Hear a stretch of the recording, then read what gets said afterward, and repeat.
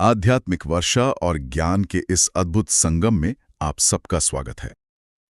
आज हम श्रीमद् भागवत गीता के एक ऐसे श्लोक में गहराई से उतरेंगे जो हमें कर्म करने का मतलब सही ढंग से कर्म करने का रास्ता दिखाता है, एक तरह से जीवन का एक दीपक।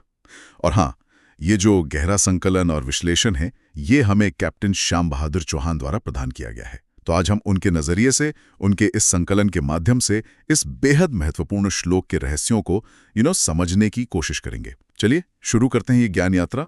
बिल्कुल, स्वागत है। आज हम गीता के तीसरे अध्याय के 7वें श्लोक पर बात कर रहे हैं। ये श्लोक समझिए कर्म योग के बिल्कुल केंद्र में है। इससे ठीक पहले वाले श्लोक में भगवान कृष्ण ने क्या किया? उन्होंने उस इंसान की निंदा की जो बाहर से तो सब छोड़-छाड़ देता है पर मनी मन विषयों का चिंतन करता रहता है। उसे पाखंडी कहा। हाँ, वो ढोंग वाला मामला। बिल्कुल। और अब ठीक उसके बाद इस श्लोक में कृष्ण एक आदर्श प्रस्तुत कर रहे हैं, एक सच्चे कर्म योगी का, एक श्रेष्ठ व्यक्ति का। अच्छा, तो वो कॉन्ट्रास्ट सेट कर रहे हैं पहले। ठीक है, तो मतलब आज हमारा लक्ष्य क्या है? इस एक श्लोक का असली अर्थ समझना, और ये भी कि जो बड़े बड़े ज्ञानी हुए हैं उन्होंने इसे कैसे देखा, कैसे समझाया, और सबसे जरूरी हमारी आज की जिंदगी में इसका क्या मतलब है, क्या रेलेवेंस है। हाँ, यही कोशिश रहेगी कि इसके अलग अलग पहलुओं को छू सकें। तो सबसे पहले वो मूल श्लोक ही सुन लेते हैं। संस्कृत उच्चारण तो बहुत शक्तिशाली होता है। यस्त्विन्द्रियाणि मनसा न्यम्यारभते अर्जुन कर्मेन्द्रियैः कर्मयोगम असक्तः स विशिष्यते। जी, इसकी ध्वनि में ही एक गंभीरता है ना? अब इसके शब्दों को अगर थोड़ा खोलें, जैसे ये मनसा, नियम्य और असक्ता, ये बड़े भारी शब्द लग रहे हैं। इनका क्या मतलब है? हाँ, आपने बिल्कुल सही शब्द पकड़े। यही दो श्लोक की कुंजी है, समझिए। मनसा नियम्य का सीधा मतलब है मन से वश में करके, मन के द्वारा कंट्रोल करके, और असक्तः का अर्थ है बिना किसी आसक्ति के, बिना किसी चिपकाव या फल की इच्छा के, डिटैच्ड होकर। अच्छा, मन से कंट्रोल और बिना अटैचमेंट। बिल्कुल। तो पूरे श्लोक का सरल भाव क्या बनता है? हे अर्जुन, जो इंसान पहले अपने मन से अपनी इंद्रियों को, अपनी सेंसेस को कंट्रोल करता है और फिर बिना किसी फल की चाहत के, बिना किसी अटैचमेंट के अपनी कर्म करने वाली इंद्रियों से, हाथ, पैर, वाणी वगैरह से कर्मयोग का आचरण करता है, मतलब सही कर्म करता है, वही इंसान श्रेष्ठ है। स विशिष्यते, वही विशेष है, वही ऊंचा उठता है। तो मतलब कृष्ण यहाँ अर्जुन को ये नहीं कह रहे हैं कि तुम लड़ो मत, कर्म छोड़ दो, नहीं, बल्कि वो कह रहे हैं कि कर्म करो पर सही ढंग से करो, सही सोच के साथ मैदान में डटे रहो। बिल्कुल सही पकड़ा आपने, यही पॉइंट है। अर्जुन तो भागना चाह रहे थे, उन्हें लग रहा था युद्ध करना ही पाप है, कर्म बंधन है। कृष्ण कह रहे नहीं अर्जुन, भागना हल नहीं है। श्रेष्ठता कर्म छोड़ने में है ही नहीं। असली श्रेष्ठता तो है मन और इंद्रियों को साध कर और फिर असक्त होकर, यानी फल की चिंता किए बिना अपना कर्तव्य निभाने में। ये कोई डांट फटकार नहीं है, ये दिशा दिखाना है, एक पॉजिटिव आइडियल सामने रख रहे हैं। और यहीं पर आकर बात और भी दिलचस्प हो जाती है कि ये जो दो बातें हैं, मन पर काबू और बिना लगाव के कर्म, इनको अलग अलग समय के महान विचारकों ने कैसे इंटरप्रेट किया? क्या सबका फोकस एक ही पहलू पर था या कुछ अलग अलग नजरिया भी था? हाँ, ये देखना बहुत जरूरी है। देखिए, मूल भाव तो सबका एक ही है कि मन साधो और बिना अटैचमेंट के कर्म करो, लेकिन जोर या कहें कि एप्लीकेशन थोड़ा अलग अलग दिखता है। जैसे आदि शंकराचार्य को लें, उनका जोर सबसे ज्यादा किस पर है? मनसा नियम्य पर। वो कहते हैं ये पहला और सबसे जरूरी स्टेप है। अगर मन ही काबू में नहीं है, वो विषयों में, दुनिया की चीजों में भटक रहा है, तो बाहर से आप चाहे कितने भी अच्छे कर्म करते दिखें, वो शायद आपको बांध ही लेंगे। जब मन सज जाता है, तब कर्म अपने आप शुद्ध होता है, और अगर वो असक्तः भाव से किया जाए, बिना फल की इच्छा के, तो वो मुक्ति का मार्ग बन जाता है। अच्छा, तो शंकराचार्य के लिए मन साधना पहली प्राथमिकता है। जी। अब देखिए स्वामी विवेकानंद को, उन्होंने इसी श्लोक को एक अलग ही ऊर्जा दी। उन्होंने इसे राष्ट्र निर्माण और समाज सेवा से जोड़ा। उनका वो प्रसिद्ध आह्वान, उठो जागो और तब तक मत रुको जब तक लक्ष्य प्राप्त न हो जाए, उसमें इसी श्लोक की गूंज है।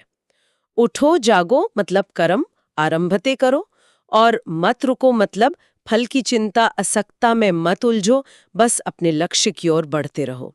उन्होंने युवाओं को इसी स्पिरिट से देश के लिए काम करने को कहा, अपनी पूरी शक्ति को जगाने का मंत्र दिया। वाह, मतलब एक ही श्लोक के कितने आयाम हैं। एक अंदर की यात्रा बता रहा है, दूसरा बाहर की क्रांति। बिल्कुल। और एक और खूबसूरत उदाहरण है संत ज्ञानेश्वर का। वो कमल के पत्ते की मिसाल देते हैं। जैसे कमल का पत्ता रहता तो पानी में ही है, कीचड़ में खिलता है, पर पानी की बूंदें उस पर टिकती नहीं, वो गीला नहीं होता। वैसे ही सच्चा कर्मयोगी रहता तो संसार में ही है, सारे काम करता है, पर संसार के सुख दुख, लाभ हानि, मान अपमान से चिपकता नहीं, उनसे अछूता रहता है। और ये कमाल होता कैसे है? फिर वही बात, मनसा नियम्य, मन को साधने से। क्योंकि मन ही है जो बाहरी चीजों से चिपकता है या दुखी होता है। मन सद गया तो आप कमल के पत्ते की तरह हो जाते हैं। मतलब निचोड़ यही निकल रहा है बार बार कि असली खेल तो अंदर का है, मन का है।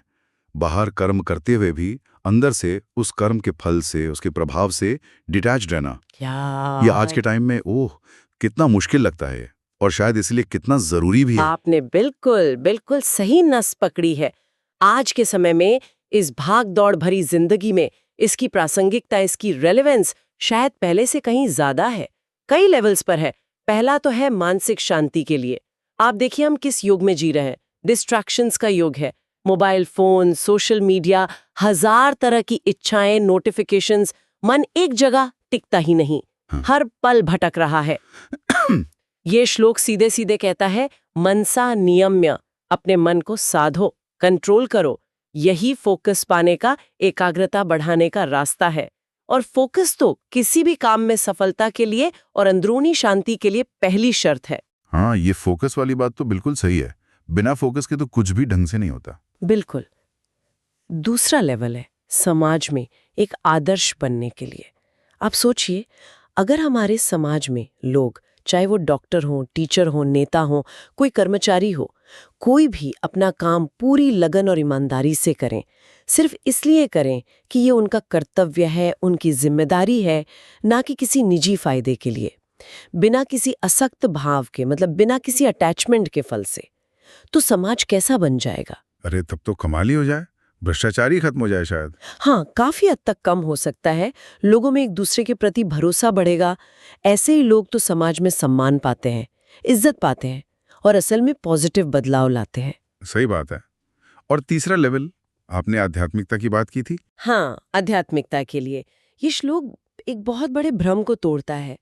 वो भ्रम ये है कि अगर आपको भगवान को पाना है, आध्यात्मिक बनना है, तो घर बार छोड़कर जंगल में जाना पड़ेगा, साधु बनना पड़ेगा। ये श्लोक कहता है नहीं, ऐसी कोई जरूरत नहीं है।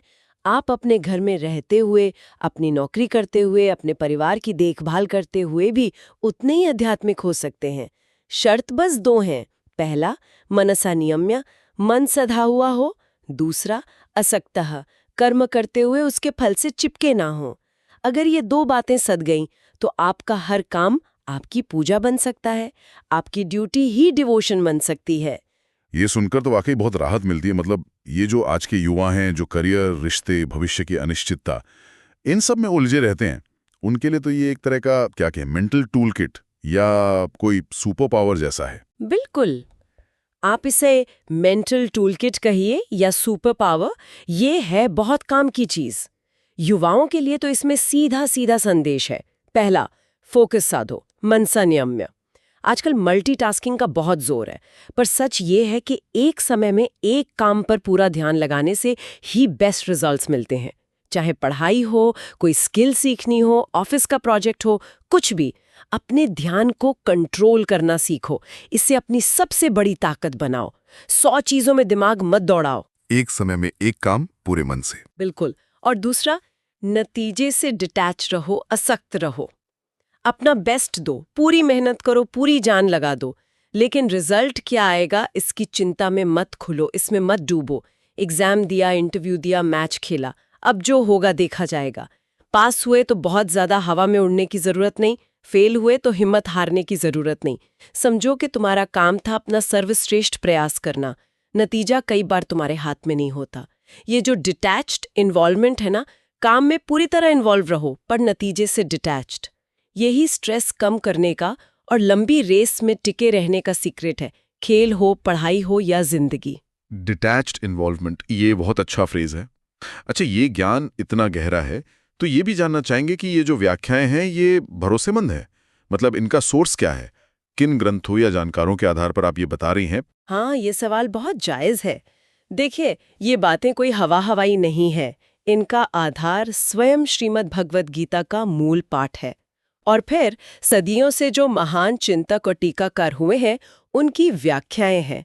जैसे मैंने नाम लिए आदि शंकराचार्य, फिर आधुनिक समय में स्वामी चिन्मयानंद, जिनकी द होली गीता बहुत प्रसिद्ध है, गीता प्रेस गोरखपुर के प्रकाशन, संत ज्ञानेश्वर, स्वामी अणगणानंद जी, डॉक्टर एस राधाकृष्णन। इन सभी ने इसी मूल तत्व को, मन का संयम और अनासक्त कर्म, अपने अपने ढंग से उजागर किया है, समझाया है। तो ये एक सुस्थापित प्रामाणिक ज्ञान है। ठीक है, ये जानना जरूरी था। अब अगर कोई इस सिद्धांत को मन पर काबू और बिना आसक्ति के कर्म अपनी जिंदगी में उतारने की कोशिश करता है, प्रैक्टिस करता है, तो इसका असर कहाँ-कहाँ दिखता है? क्या ये असर सिर्फ उस व्यक्ति तक ही रहता है या और दूर तक जाता है, जैसे परिवार पर, समाज पर? नहीं, इसका असर सिर्फ व्यक्ति तक सीमित नहीं रहता। ये एक लहर की तरह फैलता है। देखिए कैसे। सबसे पहले तो असर खुद पर, स्वयं पर होता है। जब आप मन को साधना सीखते हैं तो सेल्फ डिसिप्लिन आता है। आपकी विल पावर, आपकी इच्छा शक्ति मजबूत होती है। आप छोटी छोटी इच्छाओं के गुलाम नहीं रहते। और क्योंकि आप नतीजे की चिंता कम करते हैं तो स्ट्रेस अपने आप कम होता है, काम ज्यादा अच्छे से होता है, एफिशिएंसी बढ़ती है, आपके व्यक्तित्व में एक शांति, एक ठहराव, एक गहराई आती है। हाँ, अंदरूनी शक्ति बढ़ती है। बिल्कुल। अब देखिए परिवार पर इसका क्या असर होता है। आप सोचिए, घर है जहां सब लोग अपनी अपनी जिम्मेदारी निभा रहे हैं, लेकिन अगर वो इसे बोझ समझकर, शिकायत करते हुए या बदले में कुछ पाने की उम्मीद से कर रहे हैं तो घर में तनाव रहेगा। पर अगर हर सदस्य अपनी जिम्मेदारी को अपना कर्तव्य समझकर, बिना ज्यादा शिकायत या उम्मीद के असक्त भाव से निभाए तो क्या होगा?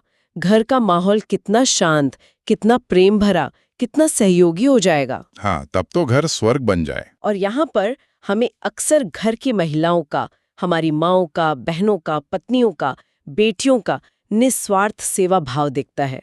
उनका जीवन कई बार अनजाने में ही इस निष्काम कर्मियों का सबसे बड़ा, सबसे जीता जागता उदाहरण होता है।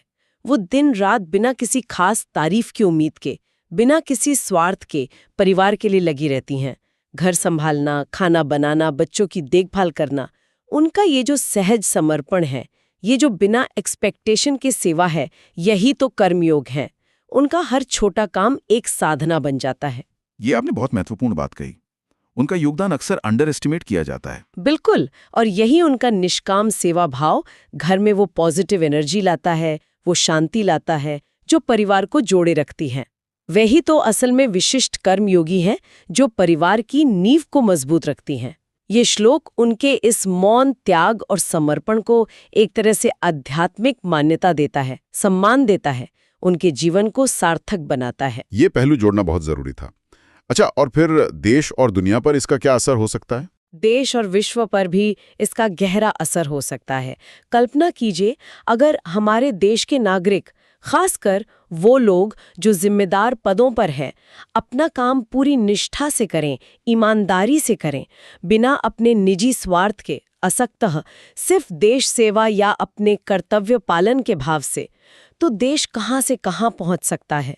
भ्रष्टाचार की जड़ें अपने आप कमजोर हो जाएंगी, व्यवस्था सुधरेगी, एक मजबूत नैतिक राष्ट्र का निर्माण होगा। ये तो एक आदर्श स्थिति लगती है। हाँ, आदर्श है, पर पहुंचने लायक आदर्श है।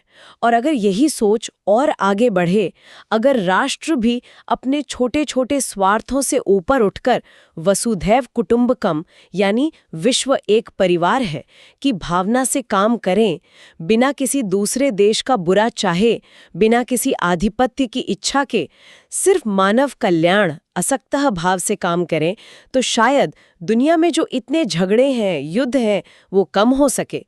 विश्व शांति का आधार बन सकता है ये दर्शन। तो ये सिर्फ एक व्यक्ति या परिवार के लिए नहीं, ये पूरे मानव कल्याण का रास्ता दिखाता है। यानी छोटे से श्लोक में कितनी गहराई है, व्यक्ति से लेके विश्व तक का नक्शा इसमें। पर अब सवाल ये उठता है कि ये इतनी गहरी बात हम बच्चों को कैसे समझाएं? उनकी दुनिया तो बहुत अलग होती है। उनके लेवल पर इसे कैसे ले जाएं? हाँ, बच्चों को फिलॉसफी समझाना मुश्किल होता है। उनके लिए सबसे अच्छा तरीका होता है कहानी। एक सरल सी कहानी से ये बात समझाई जा सकती है। जैसे मान लीजिए दो दोस्त हैं, राहुल और विशाल। उन्हें स्कूल में एक साइंस प्रोजेक्ट बनाने को मिला। राहुल जब प्रोजेक्ट बना रहा था तो उसके दिमाग में बार बार आ रहा था, क्या मुझे फर्स्ट प्राइज मिलेगा, कहीं विशाल मुझसे अच्छा ना बना ले, टीचर क्या कहेंगी। उसका ध्यान काम पे कम, इन बातों पे ज्यादा था। यानी उसका मन सा नियमित नहीं था, मन भटका हुआ था। नतीजा क्या हुआ? उसने जल्दबाजी में, चिंता में काम किया और प्रोजेक्ट उतना अच्छा नहीं बना। शायद कुछ गड़बड़ भी हो गई। अच्छा। और विशाल ने सोचा मेरा काम है अपना बेस्ट देना, प्रोजेक्ट को अच्छे से अच्छा बनाना, प्राइज मिले या ना मिले वो बात की बात है। असक्त भाव। उसने पूरा ध्यान लगाकर मनसा नियम्य, मन को इधर उधर भटकाए बिना अपना काम किया। उसका प्रोजेक्ट बहुत अच्छा बना और उसे काम करके खुशी भी मिली, चाहे नतीजा कुछ भी हो। तो कहानी से बच्चों को क्या शिक्षा मिली? कि विशाल की तरह अपना ध्यान काम पर लगाओ, इनाम की चिंता मत करो, बस अपना बेस्ट दो। यही अच्छा तरीका है, यही श्रेष्ठ बनने का रास्ता है। हाँ, ये कहानी वाला तरीका बच्चों के लिए बिल्कुल सही रहेगा, बहुत अच्छे से समझ आएगा उन्हें। तो अब हम इस पूरी चर्चा के अंत की ओर बढ़ रहे हैं। अगर हमें इसे समेटना हो, इसका निचोड़ निकालना हो, तो वो क्या होगा? What's the final takeaway? निचोड़ बहुत सीधा, सरल और शक्तिशाली है।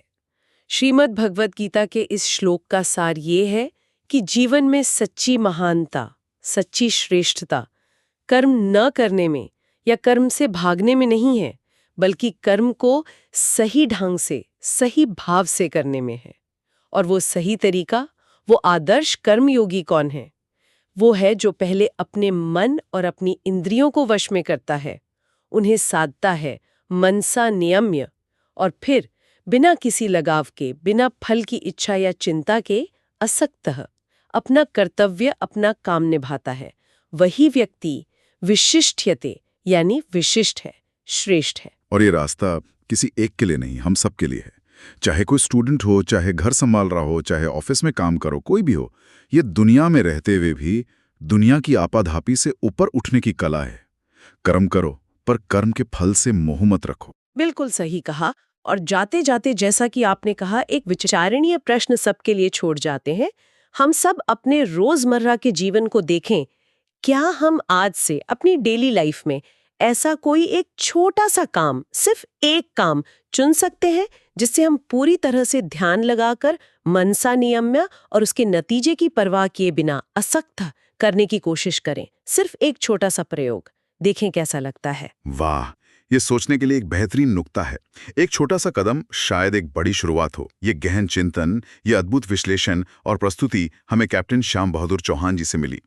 उनके इस संकलन ने हमें कर्म योग के इस गहरे रहस्य को आज के संदर्भ में समझने में वाकई बहुत मदद की। हम उनके आभारी हैं। अगली बार फिर मिलेंगे एक नई विषय की गहराइयों में गोता लगाने के लिए। तब तक के लिए नमस्कार। नमस्कार।